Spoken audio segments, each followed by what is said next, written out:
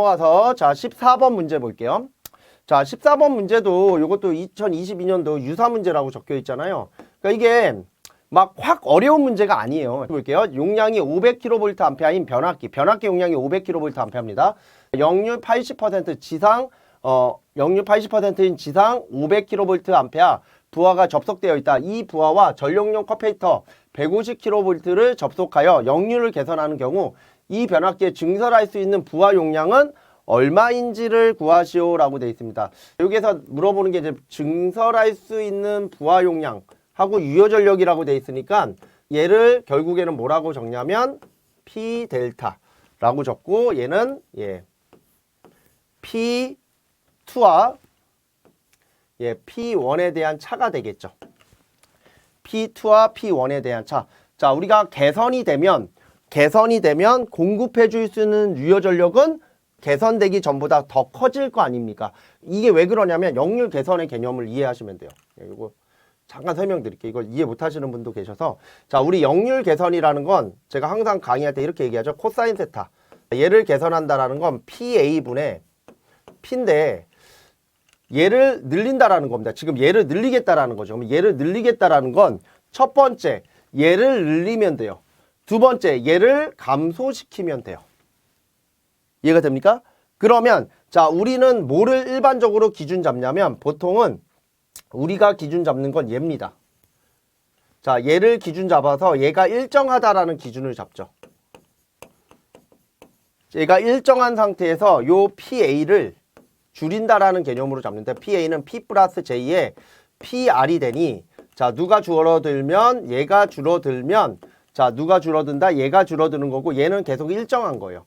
요게 우리가 알고 있는 역률 개선의 개념입니다. 근데 이 문제는 그 개념도 당연히 베이스로 들어가야 되지만 그거보다 더 중요한 부분이 뭐냐면 변압기 용량이 고정되어 있어요. 즉 이 뜻이 뭐냐면 피상 전력을 일정하게 만든 상태에서 무효 전력을 낮췄을 때 이때 공급해 줄 수 있는 유효 전력이 얼마만큼 늘어날 수 있겠느냐라는 문제의 의도죠. 이 의도를 먼저 파악하고 문제를 푸셔야 방향이라는 게 잡힙니다. 항상 무턱대고 풀려고 하면 안 풀려요. 이런 것들은. 그래서 얘는 개선 전에 개선 전에 뭐를 구한다? 유효 전력을 먼저 구해요. 그래서 개선 전 유효 전력을 구합니다. 그러면 개선 전 유효 전력은 당연히 P1이 되고 자, 요 유효 전력은 PA의 코사인 세타 1으로 표현할 수 있으니까 자, 요때 PA는 얼마다? 주어진 게 500이잖아요. 피상 전력은 500으로 주어졌고요. 그때 역률은 0.8이니까 얘가 얼마다? 400이야. 자, 요 개선 전에 유효 전력은 400입니다. 그게 바로 요 내용이 되고요. 자, 그 다음에 개선 후에 대한 무효 전력을 구하는데 개선 후 무효 전력을 구합니다. 그러면 얘는 PR2가 되는데요. 요 개선 후 무효 전력은 PR1에서 뭐를 뺀다? 전력용 콘덴서의 용량을 빼줍니다. 그러면 자, 요 전력용 콘덴서의 용량이 얼마가 주어졌습니까? 150이 주어졌으니까 자, 얘는 자, PR1은 자, 우리가 식이 이렇게 돼야 되겠죠? PR은 뭐가 된다? PA의 사인 세타가 돼야 될 거 아닙니까? 그래서 자, 얘도 식이 이렇게 나오죠?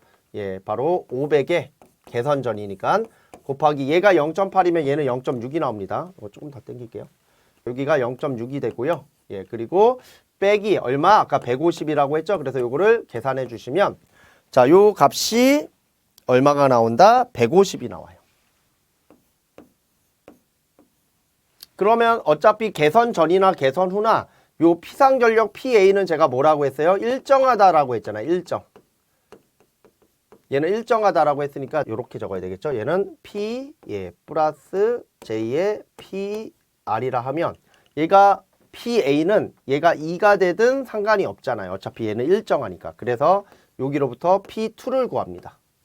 P2는 루트에 바로 뭐가 된다? PA 요놈의 제곱 마이너스 PR 요놈의 2의 제곱이 되겠죠? PR2 이 PR2 그러면 자 요거 계산해 주시면 루트에 자 얘가 얼마입니까? 500이죠? 얘는 변함이 없고요.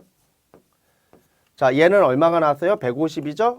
그래서 요 놈을 계산기 쳐주시면 자, 요 값이 얼마가 나온다? 476.969가 나옵니다.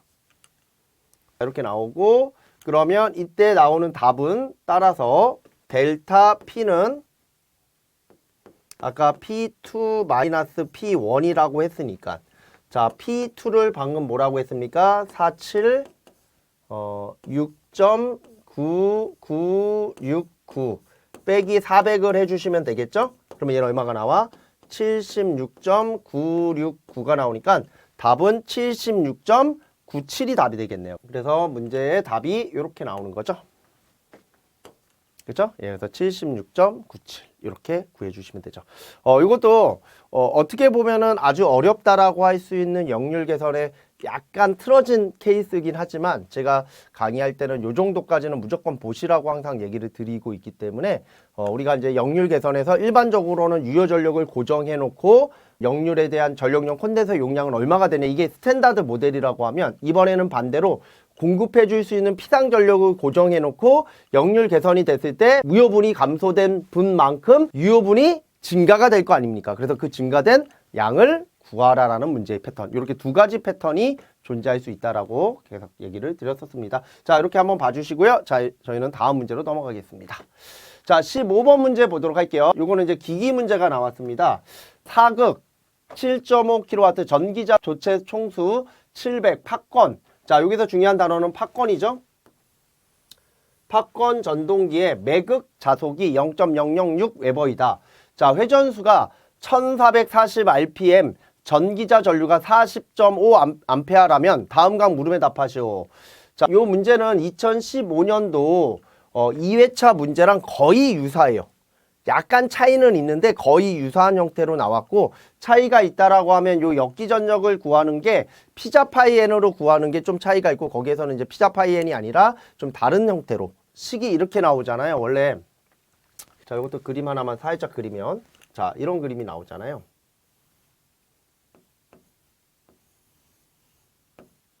자, 요걸 아마추어 전기자라고 하고요. 여기 이제 전기자 저항이 있는데 우선은 얘가 이제 직건인지 분건인지에 대한 내용은 없으니까 우선 요 정도만 볼게요. 여기에 전압이 단자 전압 2가 걸리게 되면 이쪽으로 뭐가 흐른다? 전류가 흐릅니다.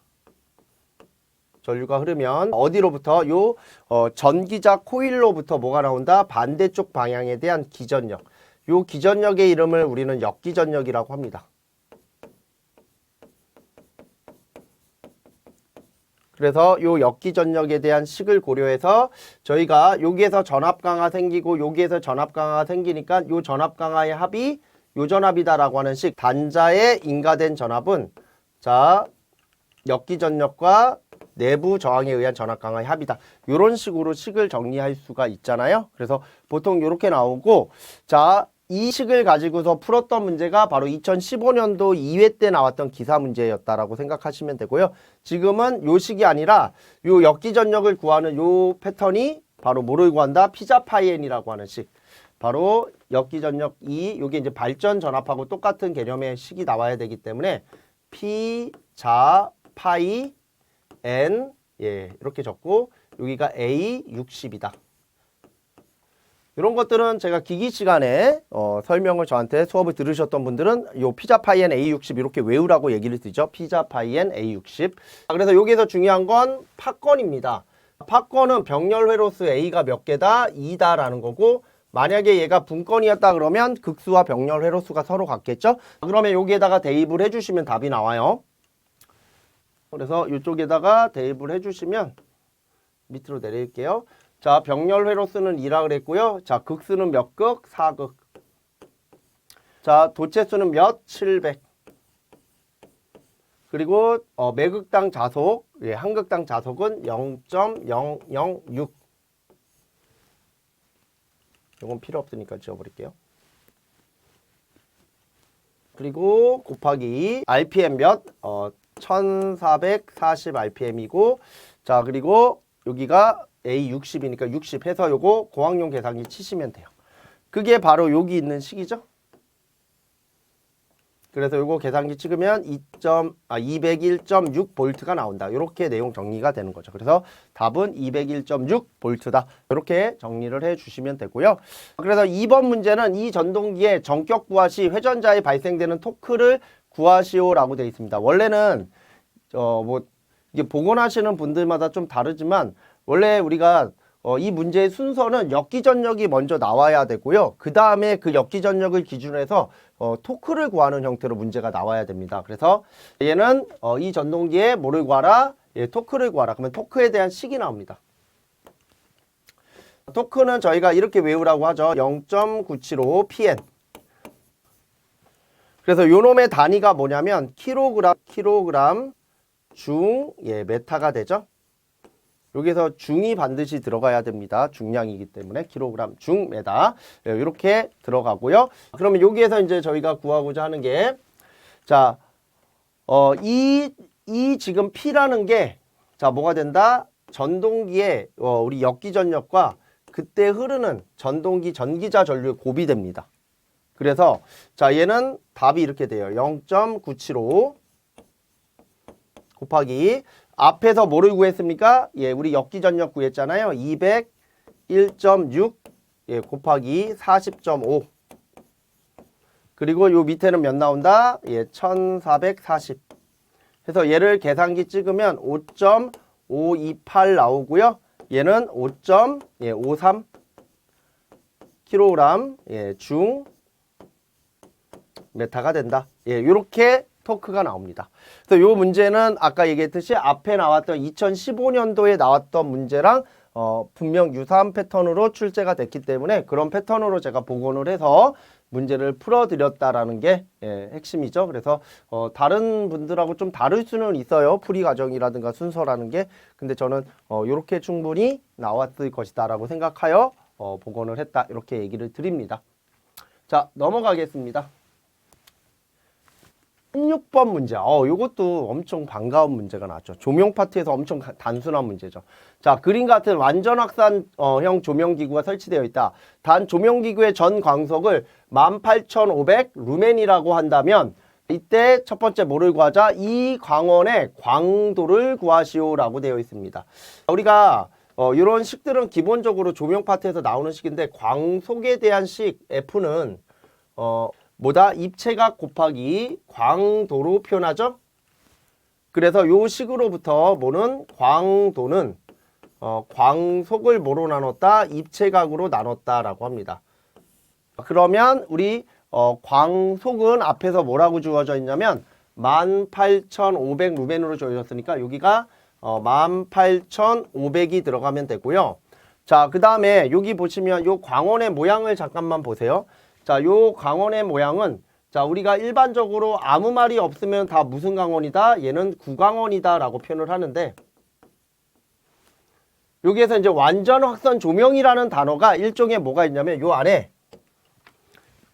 광원 조명기구가 있고요. 이 조명기구 겉에 뭐가 불투명한 글루브가 씌워져 있다. 그래서 얘가 완전 확산 조명이다 라고 이렇게 봐주시면 되고 이 광원을 우리는 구광원이라 하고 구광원일 때의 우리 입체각은 뭐로 잡는다? 바로 4파이로 잡게 되어 있습니다. 그래서 4파이 스타라디안으로 잡아놓은 거죠. 스타라디안, 스테라디안 이렇게 표현합니다. 자, 그래서 요거 계산기 찍으면 얼마가 나온다? 바로 1472.18 캔들라가 나오죠. 이렇게 표현하죠. 광도에 대한 문제 아주 간단하고요. 자, 그 다음에 A점에서의 수평면 조도를 구하시오라고 되어 있습니다. A점이 어디 있다? 여기죠. 요 A점에서 요 광원까지의 요 거리 있죠. 요 거리를 여기서는 뭐로 잡았냐면 요 R로 잡았죠. 그러면 이때 요 부분에 대하여 수직으로 만나는 요 점을 잡으면 요 점에 대한 모양을 잡으면 이거를 우리는 법선조도다라고 표현을 하고 얘를 위해서 광원이 위에 있다라고 해서 요 위로부터 이렇게 내려오는 요 조도를 우리는 뭐라고 한다? 수평면 조도라고 하고 그 다음에 얘를 옆에서 본 형태로 해서 자, 요 부분에 대하여 교차하게 되면 요거를 수직면 조도다라고 표현합니다. 자, 그래서 수평면 조도는 결국에 요 위에서 자, 요 위에서 광원이 내리쬐다. 요렇게 기준을 잡아주시면 되는데, 자, 여기에서 이제 식을 잠깐만 볼게요. 자, 수평면 조도에 대한 식은 결국에는 뭐가 되냐면, 자, 우리가 구하고자 하는 면이 존재하겠죠? 예, 조사면이 존재하는데 그 조사면까지에 대한 거리, 요놈의 제곱에 대한 예, 광도, 그리고 거기다 뭐를 곱한다? 예, 코사인 세타를 곱한 조도를 우리는 수평면 조도. 만약에 얘가 사인 세타가 되면 수직면 조도, 얘가 없으면 법선 조도다. 뭐 이렇게 표현하게 돼 있잖아요. 그러면 얘는 자, 이 H는 R 자승분의 I가 되고요. 곱하기 코사인 세타인데, 자, 이 문제에 함정이 하나가 있습니다. 바로 뭐냐면 요 세타가 우리가 생각할 때는 요 세타구나 이렇게 생각하는데, 원래 세타는 자, 어디로부터? 광원으로부터 수직으로 내리고 내가 원하는 조사면까지에 대한 선분을 하나 걷을 때 이 사이에 낀 요 각을 세타각으로 한다라는 거죠. 그러면 자, 이때 요 R 값은 우리가 어떻게 구할 수 있어요? 루트에 예, 6의 자승 플러스 8의 자승을 하면 그냥 얘는 10이 나옵니다. 그러면 자, 얘는 이렇게 볼게요. 자, 요 R 값이 얼마다? 지금 10이니까 여기가 10의 자승이고요. 우리 광도는 아까 얼마로 구했습니까? 1472, 1472.18이잖아요. 18. 자, 이렇게 나오잖아요. 이렇게 나오면 자, 이렇게 적어주시면 되고, 자, 코사인 세타는 어디에서의 코사인 세타냐면 얘입니다. 얘. 요 세타가 얘가 세타가 되는 거. 요게 코사인 세타가 돼야 됩니다. 요거 주의하셔야 돼요. 자, 그래서 코사인 세타는 자, 가장 긴 빗변이 얼마입니까? 10이죠? 예, 그리고 자, 요 짧은 게 얼마예요? 6이죠? 예, 그래서 여기가 코사인 세타가 된다. 그래서 요 부분만 좀 조심하시면 문제는 그렇게 어렵지 않습니다. 요 세타랑 헷갈려 하시면 안 돼요. 일부러 세타가 저렇게 나와요. 그래서 얼마가 나와요? 8.833. 8.8333 이렇게 나와요. 그러면 8.83. 예, 답이 이렇게 나오겠죠? 그래서 조심하셔야 되는 부분이 어디다? 바로 요 부분이다. 요게 예, 코사인 세타가 된다. 요거를 좀 조심하시고 넘어가 주시면 되겠죠? 자, 그래서 이렇게 같이 봐 주시면 되고요. 넘어가겠습니다.